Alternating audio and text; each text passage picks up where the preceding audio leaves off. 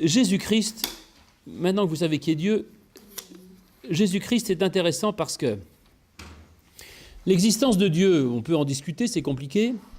L'existence du Christ, c'est pas compliqué. En gros, il n'y a pas grand monde qui remette en cause l'existence du Christ, historiquement. Donc Jésus, c'est quelqu'un qui a existé, qui a vécu, qui a fait des choses. Bon. Alors maintenant, est-ce qu'il a fait tout exactement comme ce que l'on a dit dans l'Évangile ? Peut-être pas, je vous l'ai dit la dernière fois, peut-être qu'il y a eu des améliorations, des amplifications, des exagérations, des réinterprétations. Mais en tout cas, que Jésus ait existé comme personnage historique, j'ai pas de problème. Donc je dirais, quand on dit être chrétien, c'est croire que Jésus a existé, non, même l'athée croit que Jésus a existé comme Jules César a existé. Alors c'est vrai, il y a eu ces conférences de Michel Onfray, là, l'été dernier, qui a, pendant tout l'été sur France Culture, a milité pour dire que Jésus-Christ n'avait pas existé et que l'Évangile n'était qu'un mythe inventé. Mais cela dit, si vous avez écouté les questions, à la fin, dans les questions, il disait, mais écoutez, dans le fond, je pense qu'il y a quand même eu quelqu'un qui a fait des choses, mais en fait, les évangiles ont exagéré, et donc ça part quand même d'un événement historique. Donc il est d'accord avec moi, finalement. Mais Onfray s'amuse à taper à boulet rouge sur le christianisme, parce qu'il a été abandonné petit et confié dans une maison, dans un collège catholique qu'il a maltraité dans tous les sens du terme pendant toute son enfance, et apparemment il en a gardé une certaine rancune, donc il n'aime pas l'Église, et donc il en dit du mal. Mais cela dit, il est d'accord avec moi, il dit que mais oui, sûrement que Jésus-Christ a existé. Maintenant, est-ce qu'il y a eu les 3 rois mages ? Sûrement pas. Est-ce qu'il y a eu le bœuf et l'âne dans la crèche ? C'est pas certain, etc. Donc finalement, je suis assez d'accord avec Michel Onfray. Ou plutôt, finalement, je pense qu'il est moins radical que ce qu'il dit et qu'il ne nie pas du tout qu'il puisse y avoir un personnage historique à la base des évangiles. Donc ça, c'est un fait. Donc le Christ a existé. Maintenant, alors on dit, bon, maintenant, qu'est-ce que veut dire croire en Jésus-Christ ? Alors, ça peut être vu de différentes manières. Soit vous dites croire en Jésus-Christ, c'est je crois en Christ comme je crois en Dieu. C'est-à-dire, je crois qu'il est Dieu, en fait. Et inversement, il y en a d'autres qui vont dire, bah non, croire en Jésus-Christ, c'est croire dans son message. C'est-à-dire, je crois dans l'Évangile. Alors vous voyez qu'il y a une grande palette différente entre ceux qui vont dire Jésus-Christ est important parce qu'il est Dieu, et ceux qui vont dire Jésus-Christ est important parce qu'il est un homme qui a eu une prédication essentielle. Alors entre Jésus Dieu ou Jésus homme, écoutez, là la latitude est large et on a la chance dans l'Église protestante de laisser une grande latitude là-dedans, en disant écoutez, vous avez le droit de vous situer où vous voulez. Alors je fais ça avec mes catéchumènes, je leur dis dans une échelle de 0 à 10, en divinité, 0 Jésus homme seul, 10 Jésus Dieu pur, vous situez où ? Alors ils disent 0, 1, 5, 9, 5, 4, 2, très bien, je suis très content. Parce que je leur montre que, voilà, pas de problème. Vous avez le droit de vous situer où vous voulez. Maintenant, je peux remarquer juste que globalement, en moyenne, l'Église catholique a plus tendance à pousser du côté de Dieu et les protestants ont plus tendance à pousser du côté de l'homme. Alors ça, je le sais parce que quand je vais à la messe, j'entends ça des prières. « Oh Jésus, toi qui es Dieu !» Oh, je dis tiens, c'est amusant. Bon. Non mais c'est vrai, il y a ça, ou alors le minuit chrétien, la naissance de l'enfant Dieu, ou Marie, mère de Dieu, toc, c'est-à-dire voilà, Marie, mère de Dieu, ça veut, mot à mot, ça ne veut rien dire. Dieu n'a évidemment pas de mère, je dirais. Donc, mais il y a une tendance dans le catholicisme à pousser Jésus du côté de Dieu, et chez les protestants, une tendance à le pousser du côté de l'homme.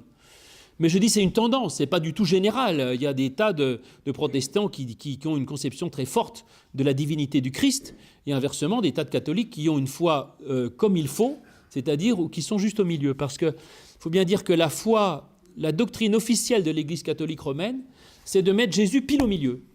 Jésus est à la fois homme et Dieu. Il est au point de rencontre entre Dieu et l'homme, si vous voulez. Voilà. Il est, tous les chrétiens sauf moi, mettre Jésus au point de rencontre, effectivement, entre l'homme et Dieu. Et normalement, si on veut être équilibré, on doit être entre les deux, pile au milieu. Parce qu'en effet, si on pousse trop d'un côté ou de l'autre, on a tort, en quelque sorte. Si on pousse trop Jésus du côté de Dieu, d'abord, ça ne colle pas avec l'ensemble de l'Évangile. C'est parce qu'il y a plein d'endroits où Jésus montre qu'il a une distance par rapport à Dieu.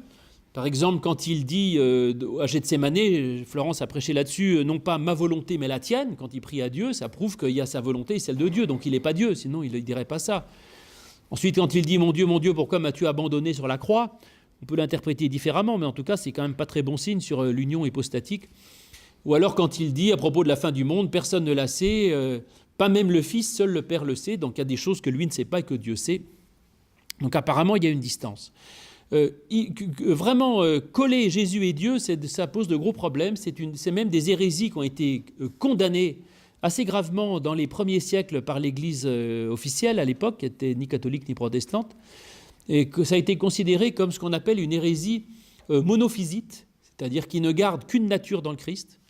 On l'appelait ça aussi des hérésies modalistes, c'est-à-dire ceux qui disaient Jésus n'est qu'un mode de l'existence de Dieu, ou encore des hérésies patripassiennes, c'est-à-dire qui font souffrir Dieu sur la croix. Et très justement, les grands conciles ont dit, vous ne pouvez pas dire ça, parce que Dieu ne souffre pas sur la croix et Dieu ne meurt pas. Et donc sur la croix, c'est Jésus qui meurt, c'est pas Dieu. Voilà, donc on les a condamnés de patripassiens en disant, ces gens-là, finalement, mettent Dieu sur la croix, alors que Dieu n'est évidemment pas crucifié. Donc dire que Jésus est Dieu, ça pose quelques problèmes. Et après, il y a eu alors tous les intermédiaires de gens qui se sont demandés, ça c'est ma spécialité, mais ça va vous raser, ce qu'on appelle les hérésies christologiques. On dit, alors s'il n'est pas Dieu, il est un peu humain quand même. Alors certains ont dit, Jésus c'est un humain, et à la place de l'âme, il y a Dieu qui pilote, si vous voulez. Vous voyez, c'est-à-dire que il y a Dieu qui tient lieu de pensée. Alors ça, on a dit non, arrêtez, ça va pas, ça tient pas votre histoire de Dieu qui se rend visible comme dans la télé, l'homme invisible qui devient visible quand il se met un drap sur la tête, quoi. C'est-à-dire c'est n'importe quoi. Donc ça a été condamné. Et finalement, on est arrivé dans les conciles officiels à l'idée de dire Jésus, c'est l'homme véritable uni au Dieu véritable. C'est-à-dire qu'il est l'homme parfaitement, vrai homme, pleinement homme, parfaitement uni à Dieu. Et cette formule-là, effectivement, là je suis d'accord avec Florence, je suis prêt à l'admettre, c'est celle que je comprends. Si on pousse Jésus complètement du côté de l'homme, ça pose un problème aussi, ça a aussi été condamné, moins vertement, mais ça a été condamné. À ce moment-là, c'est qu'on dit que Jésus est un prophète.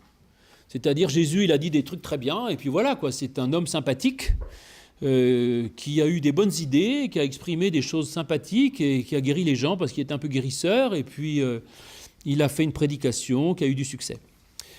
Alors, est-ce que Jésus n'est qu'un prophète ?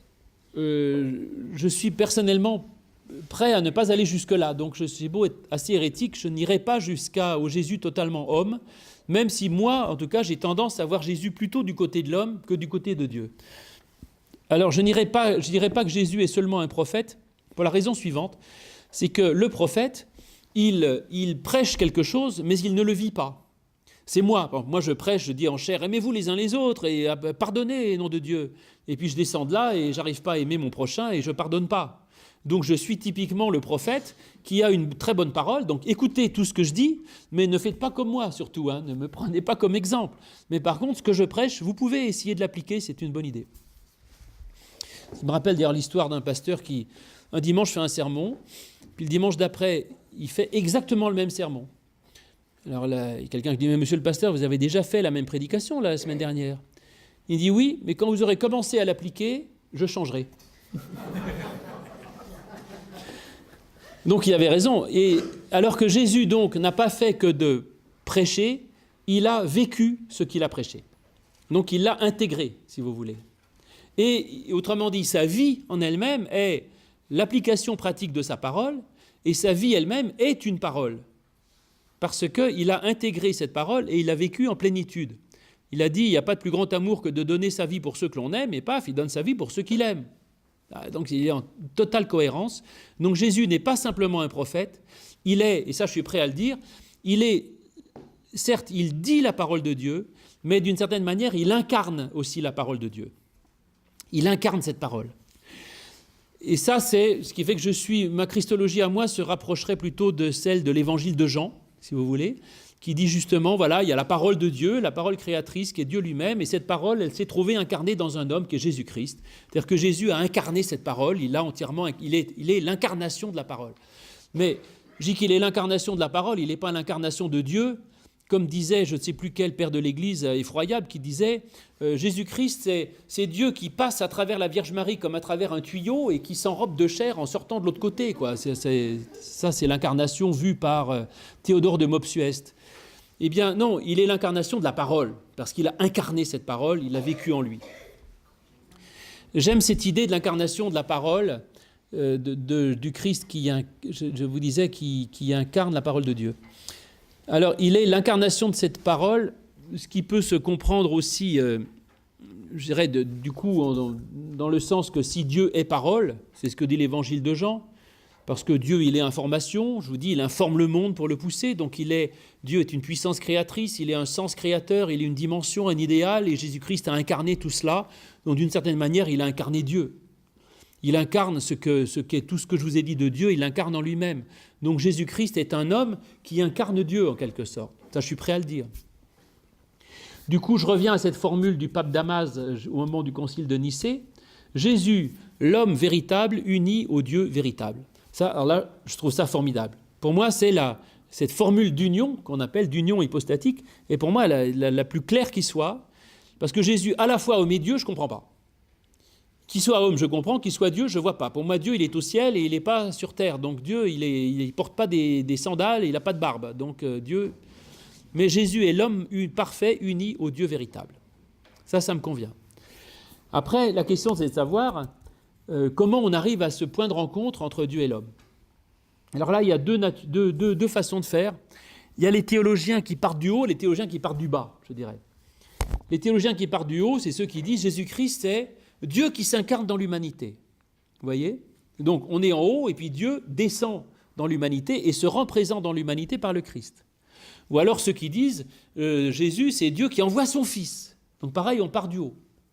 Et l'autre qui voit partir du bas, c'est ceux qui disent Jésus, c'est un homme qui a été assumé par Dieu. Ça, c'est encore une formule du pape Damas à Nicée, au concile de Nicée. Un homme qui, effectivement, a été élevé jusqu'à Dieu. C'est plutôt ma théologie à moi, personnellement, d'un homme qui est né, non, je ne l'ai pas expliqué, vaut peut-être mieux pas, mais Jésus qui est né comme tout le monde, c'est ce que je crois, et qui finalement...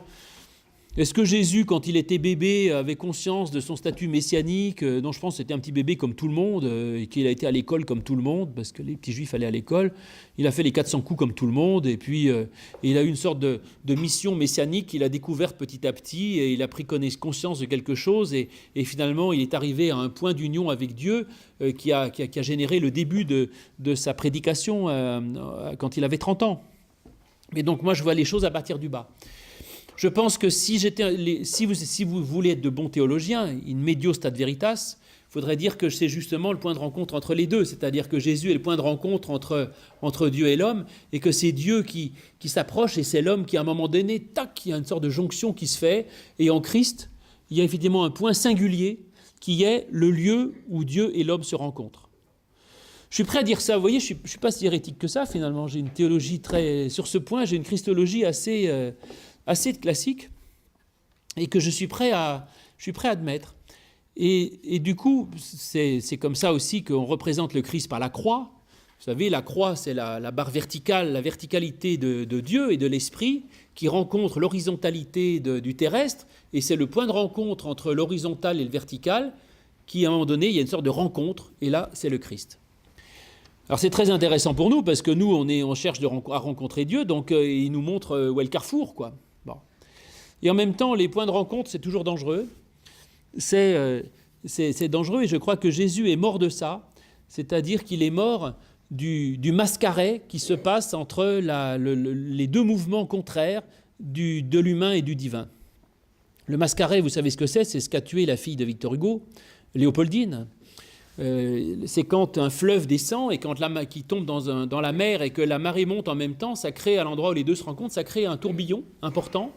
Et Léopoldine devait traverser le bac de la Seine, je ne sais pas où là-bas, et puis à ce moment-là, il y a le mascaret qui arrive, qui renverse la barque où était Léopoldine, et Léopoldine meurt noyée dans la Seine par le mascaret qui a renversé sa barque.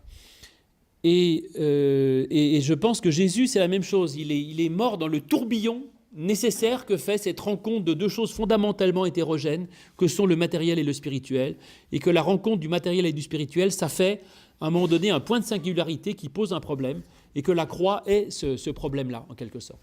Donc Jésus a été victime de ce point de rencontre, mais il est en quelque sorte cela.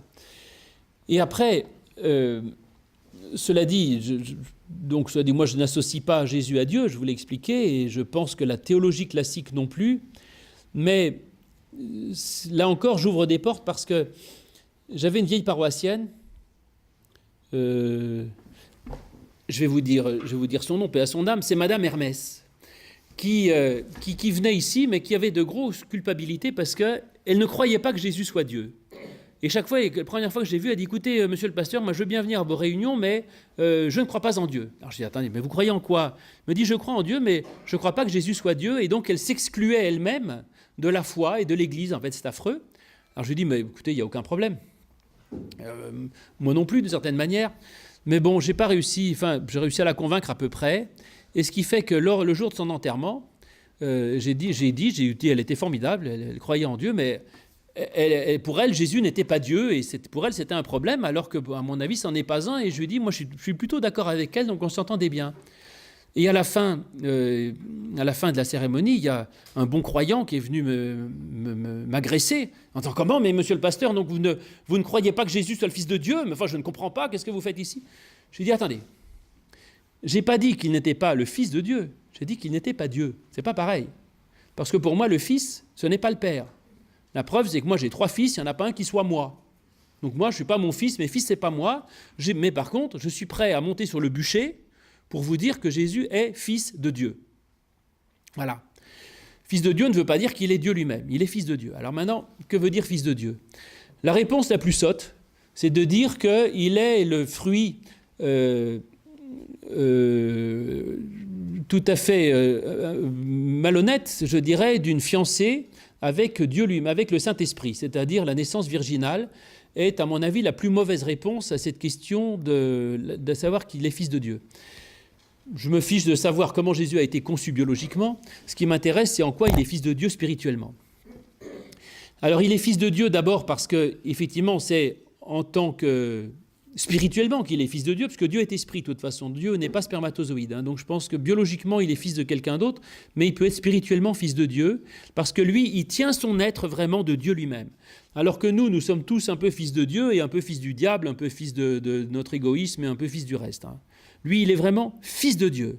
Il est le seul qui soit pleinement fils de Dieu, c'est-à-dire il se définit, son origine, sa source, ce qui le définit, sa généalogie, c'est Dieu, c'est tout. Voilà, c'est comme ça, sa racine, c'est Dieu. C'est sa source d'être. Voilà.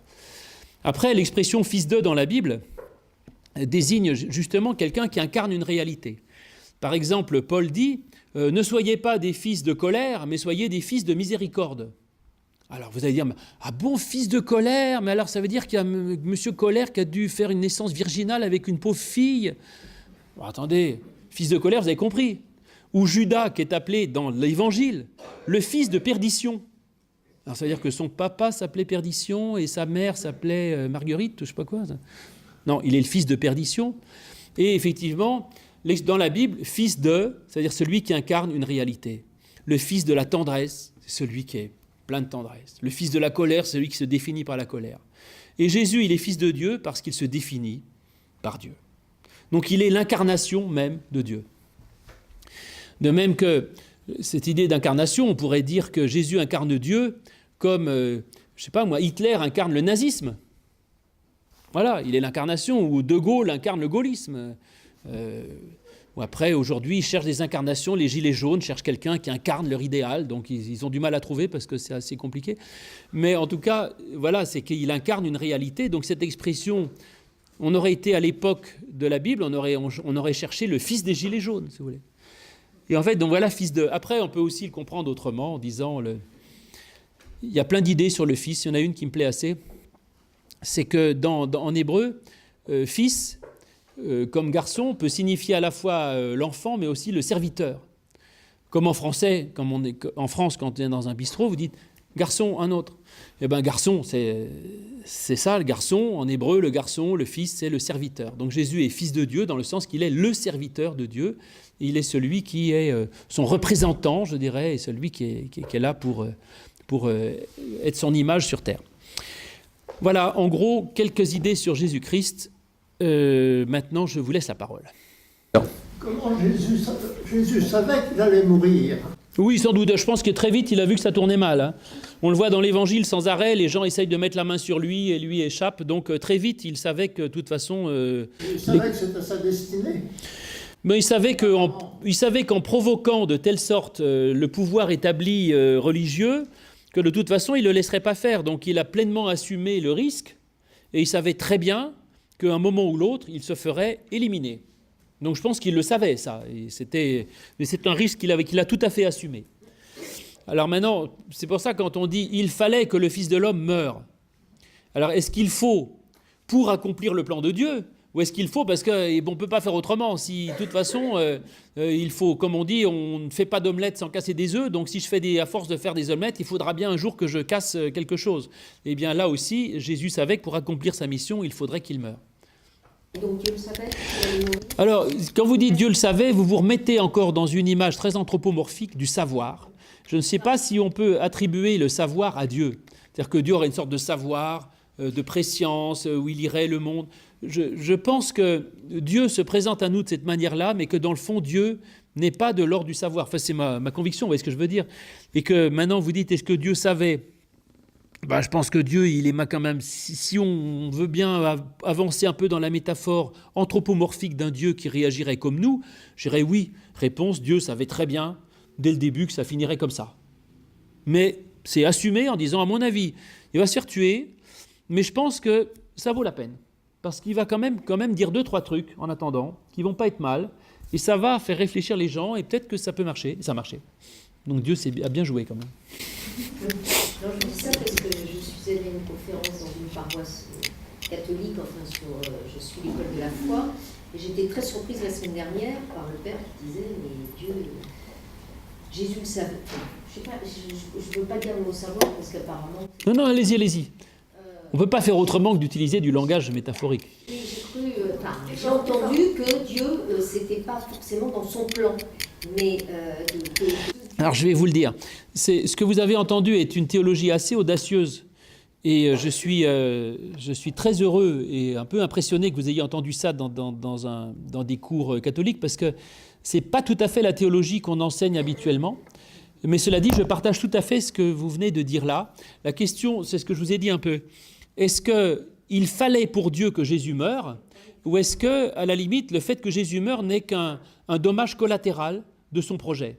Vous voyez ce que je veux dire? C'est-à-dire que Dieu envoie Jésus pour qu'il annonce le royaume de Dieu, pour qu'il invite les gens vers un certain idéal, pour qu'il propose une vision de la religion de Dieu, de la foi, et ça, inévitablement, ça passe par la mort, mais qui est plutôt un problème, mais Dieu l'assume. Ou est-ce que le seul but de la venue du Christ sur terre, c'est qu'il meure afin de pardonner nos péchés?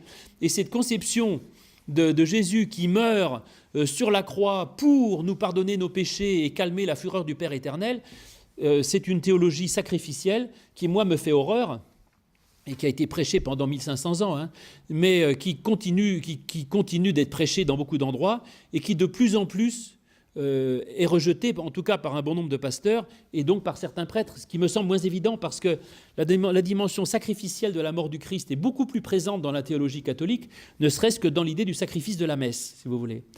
Alors que les protestants peuvent plus facilement se passer de cette lecture sacrificielle, c'est-à-dire de la mort de Jésus comme un sacrifice offert au Père et que Dieu ne pourrait nous pardonner qu'au prix de la mort de son Fils, comme si la mort du Fils était quelque chose de voulu par Dieu comme étant indispensable au salut de l'humanité. Et j'avais un de mes maîtres en théologie, enfin la Sorbonne, donc qui était catholique, ce n'était pas un théologien protestant, qui avait écrit une chose, qui avait valu des réactions terribles. Il a dit « Je crois que Dieu nous pardonne non pas à cause de la mort du Christ, mais malgré la mort du Christ. » C'est-à-dire que Dieu a choisi de pardonner l'homme parce qu'il nous aime et que c'est toute la prédication du Christ, c'est celle de la grâce. Et il se trouve que l'homme imbécile tue Jésus. Et Dieu dit « Bon, tant pis, je vous pardonne quand même. » Et ça, c'est ce qu'on lit dans la parabole des vignerons, où effectivement, c'est le principal argument, où clairement, dans la parabole des vignerons, c'est l'image du Christ qui est présentée. Il envoie les serviteurs qui se font tuer, et finalement, le vigneron dit « Je vais envoyer mon fils ». Peut-être le respecteront-ils, ou celui-là, ils l'écouteront. Et on dit, les vignerons prennent le fils et le tuent. Et donc, deux choses. Ce qui veut dire, d'une part, que le projet n'est pas que le fils soit tué. Il envoie en se disant, j'envoie Jésus pour qu'il prêche, et peut-être qu'ils l'écouteront, et ils le tuent, pas de chance. Cela dit, Jésus dit la parabole des vignerons avant sa mort. Ça veut dire qu'il avait conscience qu'il serait tué comme le fils de la parabole. Et que malgré ça, eh bien, le plan de Dieu continue. Mais d'une certaine manière, la mort du Christ, ce sera un autre sujet, mais la mort du Christ nous sauve, à mon avis, non pas parce que Dieu a exigé la mort de l'innocent comme un sacrifice sanglant, etc., ce que je trouve absolument abominable, mais parce que la mort du Christ, elle a à la fois une preuve d'amour ultime du Christ qui est prêt à aller jusqu'au bout de son message pour nous, alors qu'il aurait pu dire, écoutez, vous m'emmerdez, moi je vous ai dit en gros, maintenant, moi je vais cultiver mes carottes peinards dans mon coin.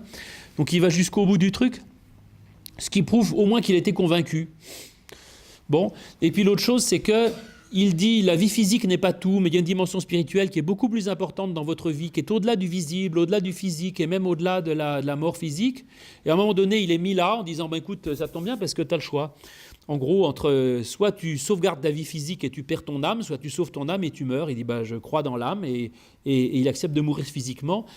Et la résurrection, c'est les disciples qui découvrent qu'effectivement, la mort physique n'a pas suffi à arrêter le Christ, et que le Christ était une telle réalité extraordinaire que la mort physique n'arrête rien.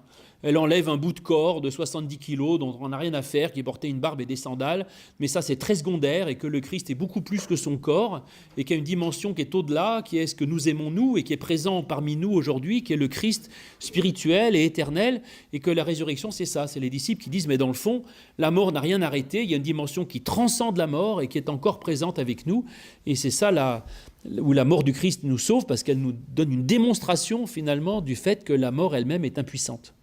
Justement, on a parlé, le père a parlé de il fallait et de ce que vous dites sur le vigneron qui envoie son fils. Vous avez des prêtres qui vous enseignent des théologies assez avancées. J'imagine que ça doit grincer un peu dans l'assistance, parce que moi je le dis, les gens grincent déjà un peu, mais alors... Mais je croyais avoir compris que Jésus homme et Jésus Dieu, croyais avoir compris. Ça arrivait à s'imbriquer. Et puis là, je suis un peu désemparée parce que c'est au milieu. Donc, mais alors, du coup, la Trinité. Notre Dieu, il n'est pas tout à fait le Dieu des musulmans, puisque nous, on a un Dieu moi, je raisonne catholique. Bon, la Trinité, oui, je vais vous dire. Je veux dire vous ne croyez pas? Pas du tout, je ne vais pas dire ça. La question de la Trinité, on dit que Dieu est Père, Fils et Saint-Esprit. Que Dieu soit Père, ça ne me pose pas beaucoup de problèmes. Qu'il soit Esprit, ça ne me pose pas de problème. Dieu n'a pas de corps, donc Dieu a un esprit, et l'Esprit de Dieu, c'est Dieu, puisqu'il n'y a pas de corps, il n'est que son esprit, donc Dieu, c'est le Saint-Esprit. Maintenant qu'il soit Fils, la question, c'est de savoir qu'est-ce qu'on entend par Fils. Et là, le grand malentendu de la Trinité, c'est que quand Tertullien définit la Trinité à la fin du IIe siècle, au début du IIIe siècle, il n'entendait pas par Fils Jésus-Christ. Mais ce qu'on appelle Fils dans la Trinité, c'est le Verbe éternel de Dieu avant l'incarnation. C'est-à-dire qu'en fait, Jésus est l'incarnation du Fils. Vous voyez ce que je veux dire? Et donc, en fait, je veux dire, en Jésus-Christ, il y a une dimension divine et une part humaine. Le Fils, c'est la part divine uniquement. Ce n'est pas la part humaine. Et donc, le Fils de la Trinité, ce n'est pas Jésus de Nazareth avec sa barbe et ses sandales. C'est la dimension christique du Christ. Cette dimension éternelle est justement en dehors de l'incarnation. Et d'ailleurs, la preuve de ça, lisez Thomas d'Aquin, très bonne lecture. La somme théologique de Thomas d'Aquin, divisée en plusieurs chapitres. Premier chapitre, Dieu. Deuxième chapitre, l'homme. Troisième chapitre, Jésus-Christ. La Trinité est traitée dans le premier chapitre, et Jésus-Christ ne peut être traité que dans le troisième, une fois qu'on a parlé de Dieu et de l'homme. Mais dans le premier chapitre, on parle de la Trinité, et il y a une question, utrum verbum, que le Dieu, utrum verbum dicitur Deus, est que le Verbe puisse être dit Dieu. Donc effectivement, il démontre que le Verbe de Dieu, la parole de Jean 1, au commencement était la parole et la parole était Dieu, que cette parole, elle est bien Dieu. Et quand il parle de la Trinité, dans la Trinité, il y a Dieu le Père, il y a le Fils qui est le Verbum Dei et le Saint-Esprit. Et il dit les trois, c'est Dieu. Et le Verbum Dei, ensuite il a l'homme, il dit le Verbum Dei, il se trouve uni à un homme, et ça fait Jésus-Christ, qui est l'union du Verbum et de l'homme. Et donc dans la Trinité, Jésus de Nazareth, le Jésus de l'histoire, n'est pas le Fils de la Trinité. Le Fils de la Trinité, c'est le Verbe éternel et créateur de Dieu. Donc j'ai aucun problème de dire que Dieu est à la fois Père, c'est-à-dire qu'il nous aime, qu'il est une parole créatrice et qu'il est un esprit vivifiant. Amen, alléluia, merci Seigneur. Mais ça ne veut pas dire que j'ai trois dieux, j'ai qu'un seul Dieu sous trois aspects. Et les musulmans sont pires que nous, puisqu'ils disent que Allah a 99 noms. Alors eux, ils sont pires que nous, mais nous on n'en a que 3. Donc la Trinité, ce n'est pas trois personnes, un Dieu en trois personnes. Ce mot personne est effroyable. On a dit d'ailleurs que le mot personne, c'est une bonne image. Persona en latin, ça représentait le masque qu'avaient les acteurs de théâtre. Et donc Dieu a trois masques. Dieu peut être présent comme Père, il peut être présent comme parole créatrice, il peut être présent comme esprit. Mais derrière, c'est la même personne. Hein. Il n'y a pas trois personnes en une. Voilà. Donc vous essayez de me faire un procès en disant que je ne croyais pas à la Trinité. J'y crois, il faut juste... Le problème, c'est comme aujourd'hui, personne n'y comprend rien. Tout le monde pense que le Fils, c'est Jésus-Christ, et que donc, si on croit dans la Trinité, on croit que Jésus égale Dieu, et on fait une soupe théologique totale, mais qui est même totalement en contradiction avec tous les grands conciles de l'Église catholique romaine. Là, pour une fois, je suis catholique romain, je ne peux pas faire mieux.